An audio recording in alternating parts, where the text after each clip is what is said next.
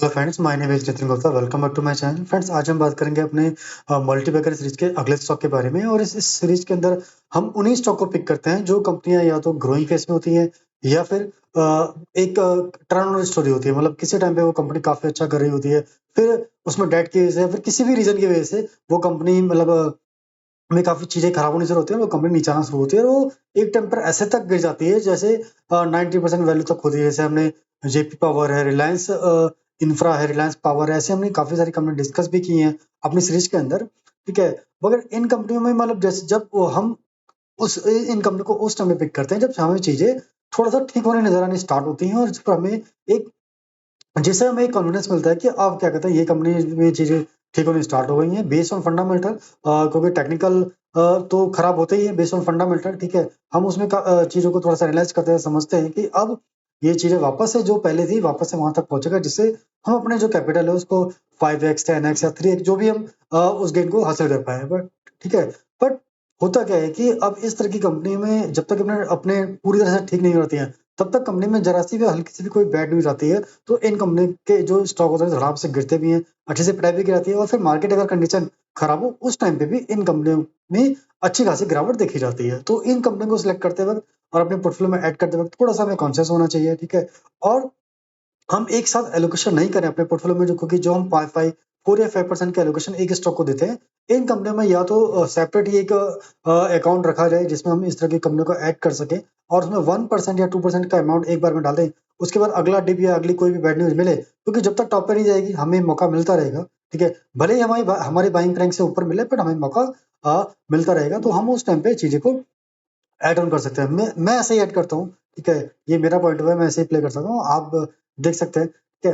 अब आज की जो कंपनी है ना, आज की जो कंपनी है, अब तक की मेरी मतलब जो मल्टीबैगर से हमने कंपनी डिस्कस की है, ये मेरी सबसे मतलब मुझे अब तक की सबसे अच्छी कंपनी नज़र आती है, क्योंकि बेस इसके फंडा ये एक तो बेसिकली टर्न स्टोरी नहीं है, ये ग्रोइंग फेज़ में है। मतलब कंपनी एक पहले स्मॉल कैप थी, अभी भी बहुत बड़ी कंपनी नहीं है और अभी लगातार एक ग्रोइंग कंपनी कर रही है। तो ऐसी ग्रोइंग कंपनी को सेलेक्ट करने में का बेनिफिट ये होता है कि हमें नज़र में आती हैं based on fundamental, based on order book, based on business कि ये कंपनी यहाँ से कितना मल्टीप्लाई हो सकती है, 5x 10x, तो हम उसको लॉन्ग टर्म तक होल्ड कर पाएँ, ठीक है? बट इन कंपनियों में बेसिकली टेक्निकल टारगेट नहीं होते हैं। टेक्निकल टारगेट का मतलब है कि 50% 60% जैसे कि हम पोर्टफोलियो के स्टॉक की सीरीज के अंदर हम पिक करते हैं। इन कंपनियों को बेसिकली टाइम वाइज़ हमें क्या कहते हैं होल्ड करना पड़ता है, 3 साल, 5 साल, जब तक कि हमें वो पूरा नज़र ना आ जाए। क्योंकि हम इस कंपनी को ऐसी कंपनी को तभी पिक करते हैं कि जब तक हमारा पैसा मिनिमम 3 टाइम, 5 टाइम, 10 टाइम ना हो जाए, ठीक है?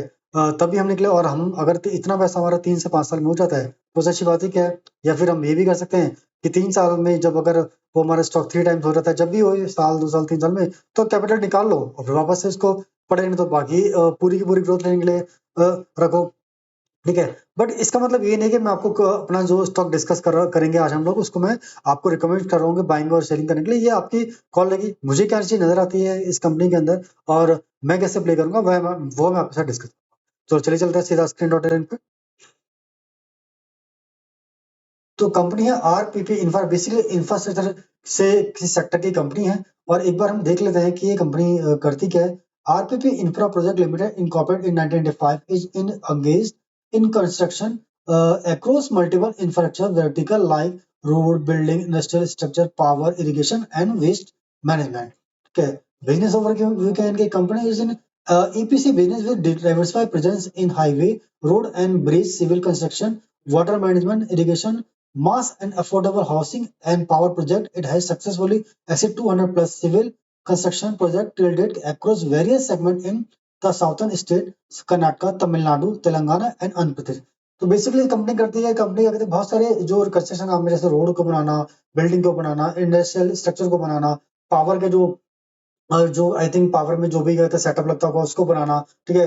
वेस्ट मैनेजमेंट के सेटअप को बनाना और एक साथ-साथ में वाटर हाउस का भी शायद इन्होंने वाटर मैनेजमेंट के प्लांट को भी शायद को बनाना, ठीक है? और इस तरह के जो सारे सेक्टर है ना, ये सारे सेक्टर ऐसे हैं कि अभी मतलब जिस तरह की गवर्नमेंट का फोकस है इंफ्रास्ट्रक्चर को लेकर, वो सारे के सारे मतलब यहाँ से ग्रोइंग हमें होते हुए नज़र आते हैं, ठीक है? और अभी जो इनके प्रोजेक्ट हैं, ये लगभग कंपनी 200 से ज़्यादा प्रोजेक्ट को सक्सेसफुली कंप्लीट कर चुकी है। ये इनका ट्रैक रिकॉर्ड अच्छा नज़र आता है और ये जो इस कर्नाटका, तमिलनाडु, तेलंगाना और आंध्र प्रदेश जैसे स्टेट में ये अच्छे से मतलब इनकी अच्छे खासी प्रेजेंस है। रेवेन्यू स्प्लिट इनका क्या है, वाटर मैनेजमेंट इनका 76% का रेवेन्यू जनरेट हुआ था फाइनेंशियल 23 में और 22 में, और जबकि 22 में कुल 22% था, यानी 3 टाइम्स का हमें यहाँ पे मतलब जंप मिला। ठीक है, एक साल के अंदर इंफ्रास्ट्रक्चर के अंदर इनका 18% था और एक्चुअल में 22 में वहां पे 65% था, बिल्डिंग में 6% था, 22 में 14% था। ऑर्डर बुक इनकी जो इंपॉर्टेंट जो मुझे नजर आई थी कि फाइनेंशियल 23 में the company has an order book of 3200, तो 3200, और इसके आप अगर देखोगे तो मार्केट कैप कितनी है, 749 ओनली। ठीक है, और उन्होंने क्या बोला, crore spread across 3 segment, infrastructure इनका 48% है, वाटर मैनेजमेंट का 43% है, बिल्डिंग से 7.28% है। कंपनी है receive multiple order during April 23 to February 24 of more than 1200 crore, मतलब इनको एक ही क्वार्टर में अप्रैल 23 से लेकर फरवरी में, यानी एक साल के अंदर इन्होंने मतलब 1200 करोड़ तक के इन्होंने ऑर्डर हासिल किए थे। तो मतलब लास्ट 1 ईयर में इनकी ग्रोथ काफी अच्छे से मतलब इनको मिली है। ऑर्डर बुक का जो बुक है इनकी, उसका साइज बहुत बढ़ गया है। तो 3200 करोड़ के तो हमें अब यहाँ पे नजर आते हैं। ठीक है, और solar power project in Sri Lanka ports authority transfer the land area of 20 hectare to RPP infra project Lanka as subsidy of the company to set up a 10 megawatt solar power project in Sri Lanka. तो देखो एक चीज और निकल गई कि सोलर पावर प्रोजेक्ट पे भी ये एंटर कर चुके हैं, और श्रीलंका के अंदर उन्होंने एक प्लांट भी सेटअप कर दिया 10 मेगावाट का सोलर प्लांट का। तो ये एक उन्होंने और सेगमेंट में टिकट, तो टोटल सारे के सारे सेगमेंट वो है ना कि जो हमें हमें मतलब फ्यूचर में जो मतलब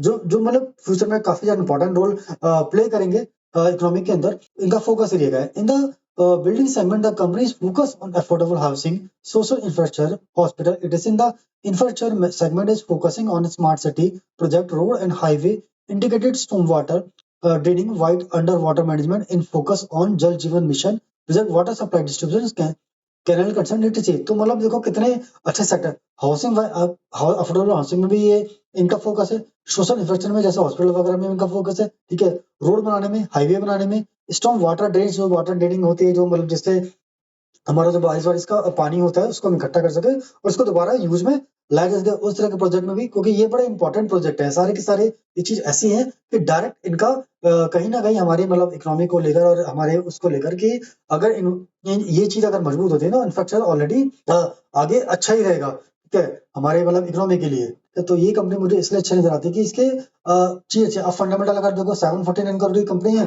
3200 करोड़ की ऑर्डर बुक हमें यहाँ पे नजर आती है। और ये अपडेट कब हुआ था, ये अपडेट 4 मंथ पहले हुआ था, यानी 4 मंथ पहले तक इनकी ये डील थी। ठीक है, अब वहां से देखो, अब यहाँ से सीधा सीधा मार्केट कैप और ऑर्डर बुक के अकॉर्डिंग 5 टाइम तो यहाँ से नजर आता है। ठीक है, स्टॉक पी कितने का है, 13.0 का, आरओसी कितने की है, 21.2, लास्ट टाइम का जो प्रॉफिट है 59.6% है, प्रमोटर होल्डिंग कितनी है 15.9%, इंडस्ट्री भी 24.3 है, इंडस्ट्री भी के अकॉर्डिंग है 100% का यहाँ से इसको नजर आता है। करंट प्राइस 198 का है, बुक वैल्यू 112 के, जस्ट 112 के, तो बुक वैल्यू से बहुत ज्यादा ऊपर नहीं है, और फेयर वैल्यू हम इसको कह सकते हैं, हमें अभी भी ये चीजें अवेलेबल है। आरओई कितना है 14.5% है, प्राइसिंग 23.4%। ये थोड़ा सा पॉइंट, बस एक ही पॉइंट है जो मुझे थोड़ा सा खराब लगा कि प्रमोटर ने अपनी होल्डिंग प्लेज की हुई है। ठीक है, हाई प्राइस ऑल टाइम 274 का है, और जो 52 लो का है 56 का, इन्होंने 52 लो बनाया था और हाई 204 का बनाया था। आप देखो यहाँ से 4x ऑलरेडी हो चुका है। ये कब से हुआ, जब से इनके ऑर्डर बुक वैल्यू ने स्टार्ट किया बनना। ठीक है, डिविडेंड कंपनी थोड़ा बहुत बिल्कुल भी नहीं दी, फेस वैल्यू 10 का है, डेट इक्विटी बिल्कुल नहीं है।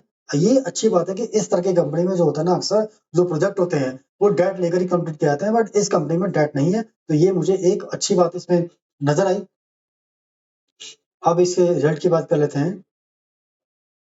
जून के भी अनाउंस नहीं हुए हैं, और मार्च अगर हम आप कंपेयर करें तो 306 से बढ़कर सेल 412 की हो गई, और जो नेट प्रॉफिट है 16 से बढ़कर 14 का रहा, एक्चुअल में फ्लैट रहा। उसका जो रीजन नजर आया है वो 4% से लेकर एक्चुअली ऑपरेटिंग प्रॉफिट मार्जिन 1% का रहा। ठीक है, ये नजर आया। दूसरा और दूसरा टैक्स 24% से लेकर 31, क्योंकि अगर आप बिफोर टैक्स देखोगे तो ये बिल्कुल नेट टू नेट है, फ्लैट है एकदम। ठीक है, और अगर और उससे पहले वाला क्वार्टर देखोगे तो दिसंबर में 246 से बढ़कर 326 की सेल हुई, और 8 करोड़ से प्रॉफिट 16 का हो गया। ठीक है, यानी डबल हो गया, और ये तभी से स्टॉक ने चलना शुरू कर दिया, और ये इन्हें 4x तक का वहां से रिटर्न भी दे दिया है।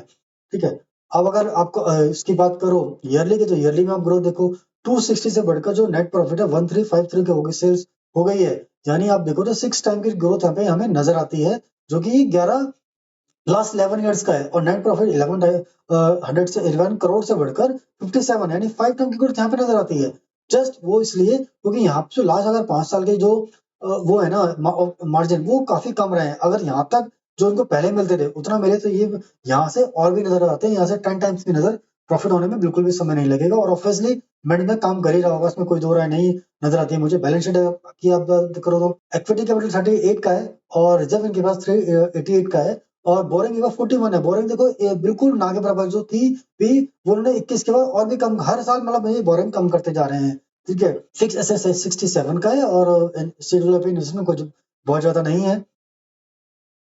शेयर होल्डिंग पैटर्न की बात करें तो 50.88 प्रमोटर के पास है, डीआई के पास और एफआई के पास थोड़ा सा है, ज्यादातर पब्लिक के पास है। पब्लिक के पास कितना है 3.90। आनंद राठी ग्लोबल फाइनेंस लिमिटेड, आनंद राठी का आप सभी जानते होंगे कि बहुत बड़े इन्वेस्टर है। इनकी कंपनी भी ऑलरेडी लिस्टेड है, आई थिंक क्या कहते हैं एनएससी के अंदर उनके पास अच्छी खासी होल्डिंग है। उन्होंने होल्डिंग 2022 में ली थी, यानी 2 साल पहले, क्योंकि बड़े इन्वेस्टर है तो इनको चीजें पहले समझ में आ गई होंगी। ठीक है, और जो दूसरे इन्वेस्टर इनके पास 2% है। ठीक है, 1 और किसी को 3 to 5 6 7 7 8% हम कह सकते हैं कि जो ऊपर का हम निकालते हैं तो 40% हमें नजर आता है नॉर्मल पब्लिक के पास और 60% स्ट्रॉन्ग हैंड में जाता है। अब नॉर्मल पब्लिक में भी हो सकता है बहुत सारे स्ट्रॉन्ग हैंड हो, क्योंकि 1% से ज्यादा की जो स्तर है वो यहाँ पे नजर आएगी, उससे कम के यहाँ पे नजर आएगी। टोटल आप ये देखो कि इस टाइम पे जो शेयर होल्डर थे ना वो 21 में 24,776 शेयर होल्डर थे, क्योंकि अब घटकर 22,812 हो गए हैं। शेयर होल्डर बढ़े नहीं, यानी जो शेयर होल्डर पहले के हैं ठीक है उन्होंने अपनी हिस्सेदारी बढ़ा ली है और कुछ ऊपर के लोग निकल गए होंगे। ठीक है, तो ये चीज अच्छी नजर आई मुझे। और एक इनकी वेबसाइट में मुझे एक चीज अच्छी नजर लगी थी। अगर आप देखो टीम साइज कितना है 3110 का। ठीक है, और लैंड इनके पास इतना है और प्रोजेक्ट ये 150 वहां पे 200 था और 1212 नंबर प्रोजेक्ट कंट्रोल्ड एड्रेस, मतलब जो इनके साथ चल रहे होंगे। और ये इनके क्लाइंटाइल है जो कि हमें यहाँ पे बड़े नाम नजर आते हैं, जैसे भेल, सीपीसीएल, एलटी, एनटीपीसी, साइमंस। ये सारे बड़े नाम है जन जिनसे इनको रेगुलर ऑर्डर मिलते रहते हैं। ठीक है, तो इसलिए मुझे इसमें मतलब कोई डाउट नहीं आता है कि क्या कहते हैं कंपनी ऐसे ग्रो नहीं करेगी। लगातार जिस तरह की चीजें चल रही हैं हर चीज को लेकर, ठीक है, वहां से इस कंपनी को मेरे पॉइंट से इसको ग्रो करना ही है। और आई थिंक 10 टाइम्स से जो बुक वैल्यू है ना, बुक वैल्यू से लगा ऐसी कंपनियां बुक वैल्यू से 10 टाइम्स ऊपर जाती जाती हैं, क्योंकि जैसे जैसे इनका बढ़ता रहता है क्या कहते हैं जो नेट प्रॉफिट है, वैसे वैसे कंपनी ऊपर जाती रहती है। ठीक है, अब एक बार टेक्निकल की बात करते हैं तो टेक्निकल इसमें बहुत ज्यादा कुछ नहीं है, फिर भी एक पैटर्न बना हुआ है। ऐसे कंपनियों में टेक्निकल पैटर्न बहुत ज़्यादा मैटर नहीं करता है, क्योंकि हमारा जो टारगेट होता है वो बहुत बड़ा होता है। फिर भी एक बार मेजर कर लेते हैं, कप विद हैंडल का पैटर्न है। इसका breakout last to last trading session में हुआ था और इसने उसके बाद लास्ट ट्रेडिंग सेशन में इसको अगर आप देखोगे तो ये ब्रेकआउट कैंडल है और ये कंफर्मेशन कैंडल है, क्योंकि क्लोजिंग के बाद ही हमें क्या कहते हैं लास्ट ट्रेडिंग सेशन की क्लोजिंग मिली। अगर आप इसके बेस पर हम टारगेट मेजर करें, ये 18 की रेंज है।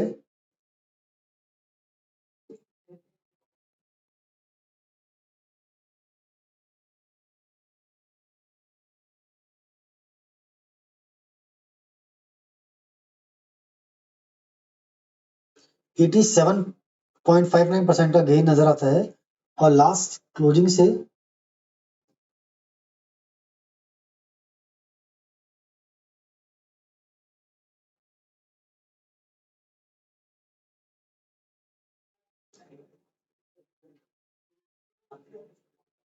70% का गेन हमें नजर में आता है। देखो आप वॉल्यूम देखो कि वॉल्यूम कितने अच्छे अच्छे आ रहे हैं यहाँ पे। ठीक है, यहाँ पे देखो फिर थोड़ा रुकता है, ब्रेकआउट करता है, फिर वॉल्यूम, क्योंकि इस तरह की कंपनी ऐसे ही चलती हैं, एक साथ ऊपर नहीं जाएंगी और एक साथ नीचे नहीं आएंगी। और इसमें एक चीज देखते हैं, जो ये वाली रेंज है उन्होंने हाई लाइफ टाइम हाई बनाया था 17 में बनाया था, तो 17 फाइनेंशियल क्या थे 17 में जो फाइनेंशियल थे वो थे 366 की सेल थी और 1353 की सेल अब बढ़कर हो गई है, यानी यहाँ पे अच्छी अच्छी ग्रोथ नजर आती है। और 23 से बढ़कर जो नेट प्रॉफिट है वो डबल से ज्यादा का नजर आता है। क्यों नजर आता है, क्योंकि यहाँ पे 13% था और यहाँ पे ऑपरेटिंग प्रॉफिट मार्जिन 4% है। अगर ये भी 13% या इसके आसपास 10 भी होता तो ये प्रॉफिट मार्जिन और भी ज्यादा हमें नजर में आता है। ये भी जैसे यहाँ पे 3 हो सकता है 100 के आसपास, ये भी फैक्ट है, हमें यहाँ पे नज़र आता है। ठीक है? नहीं है, अच्छी बात है हमारे लिए, क्योंकि अब जैसे बढ़ेगा अगर हम, और ये अगर हमारी होल्डिंग में होता है, तो ये यहाँ से अच्छी खासी यहाँ से हमें गेन मिल सकता है। और इसमें एक पॉइंट था, हमने यहाँ पे देखा था 32 करोड़ के इनके पास ऑर्डर ऑलरेडी थे, 4 मंथ पहले तक के। इनको रिसेंटली भी अभी ऑर्डर मिले हैं। अगर हम यहाँ पे सर्च करें, ऑर्डर 3110 का इनको ऑर्डर मिला 9 जुलाई को, ठीक है, 310 करोड़ का, ठीक है। एक इनको ऑर्डर और मिला था 23 अप्रैल को, उनको एक ऑर्डर मिला 412 करोड़ का। तो ये दोनों ऑर्डर की अगर वैल्यू आप देखो तो ये भी 700 करोड़, 723 करोड़, आई थिंक 724 करोड़ के आसपास नजर आती है। तो आप ये देखो कि ऑलमोस्ट 4000 करोड़ की इनके पास ऑर्डर बुक वैल्यू है, और यहाँ पे जो मार्केट कैपिटल है 749 का है, यानी इससे 5-6 टाइम तो हमें वैसे ही नजर आता है। ठीक है, जब ये, और साथ साथ अभी इनको ऑर्डर मिल भी रहे हैं, जिस तरह का चीजें चल रही है, इनको लगातार इनको ऑर्डर मिल रहे हैं। ठीक है, तो अब इसमें मेरी कॉल क्या रहेगी? मेरी कॉल इसमें देखो, देखिए एक्चुअली मैंने इसमें इसको पिक किया था ऑलरेडी अपनी, क्या कहते हैं, मल्टीप्लेयर सीरीज में। ठीक है, और मेरी बाइंग मतलब मेरी जो बाइंग प्राइस है वहां से काफी अच्छा खासा 60-70% ऊपर भी आया है। ठीक है, मगर मैंने इसमें जैसा मैंने आपको बोला, मैं एक्चुअली में इस जो मल्टीप्लेयर सीरीज के जितने भी स्टॉक होते हैं उसमें एक साथ अपने 4-5% की होल्डिंग को नहीं लगाता हूँ, 1% से स्टार्ट करता हूँ, 1 या 1, 2 एंड हाफ या 2% मैक्सिमम। उसके बाद धीरे धीरे ऐसे कंपनी आगे बढ़ती है, जैसे ब्रेकआउट होते हैं या फिर कुछ चीज़ें नज़र आती हैं, तब मैं उसको धीरे-धीरे ऐड करता चले जाता हूँ, ठीक है? तो ये मैं इस तरह से इन कंपनी में प्ले करता हूँ, ठीक है? आप एक बार क्योंकि होता ये है ना कि ये कंपनी में हमारा जो तो होल्डिंग पीरियड लंबा होता है, ठीक है?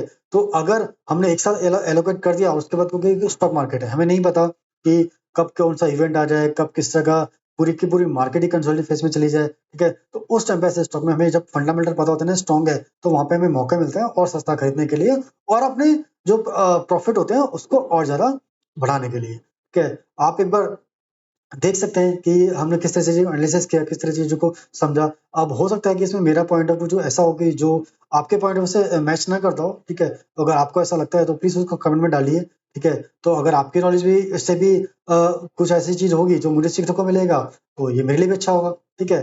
और आपको अगर मेरे वीडियो अच्छे लगते हैं तो बस लाइक कीजिए, सब्सक्राइब कीजिए, जिससे मैं ऐसे स्टॉक के वीडियो आपके लिए लाता रहूँ, ठीक है? और हम लोग साथ में मिलकर ग्रो करते रहें। तो आज के लिए इतना ही। धन्यवाद।